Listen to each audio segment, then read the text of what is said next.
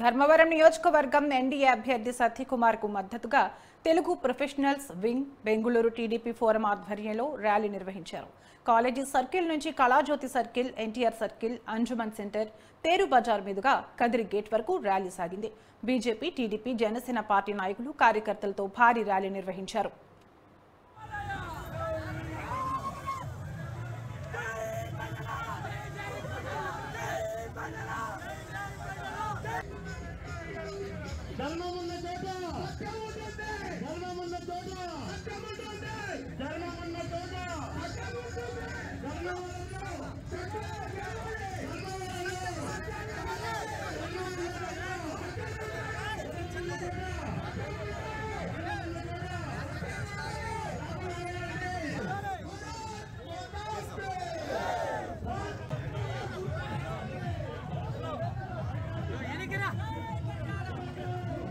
ఉద్యోగాలు లేక వలసపోయే పరిస్థితులు ఉంది.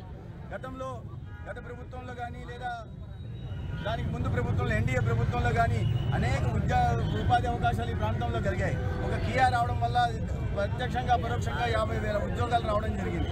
అదేవిధంగా అనేక రకాలుగా నేషనల్ ఇన్వెస్ట్మెంట్ మ్యానుఫ్యాక్చరింగ్ జోన్ వస్తే దానికి స్థలం కేటాయింపు చేయకుండా 10 లక్షల మంది నోట్లో మట్టి కొట్టే ప్రయత్నం జగన్మోహన్ రెడ్డి గారు చేశారు. అంటే ఈ రాష్ట్రంలో చదువుకున్న యువత వలసలు పోయాల్సిన దౌర్భాగ్యకర పరిస్థితి వచ్చింది. ఆ పరిస్థితి నుంచి మార్పు రావాలి. ఆ మార్పు ద్వారా మళ్ళీ రాబోయే రోజుల్లో ఉద్యోగ ఉపాధి అవకాశాలు కలిగించాలి.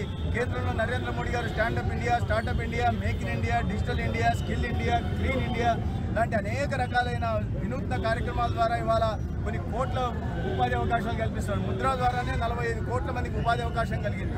అంటే ఇటువంటి అద్భుత కార్యక్రమాలు ఉన్నప్పటికీ వాటి లబ్ధి యువతకు చేకూరడం లేదు. ఇప్పుడు రాబోయే రోజుల్లో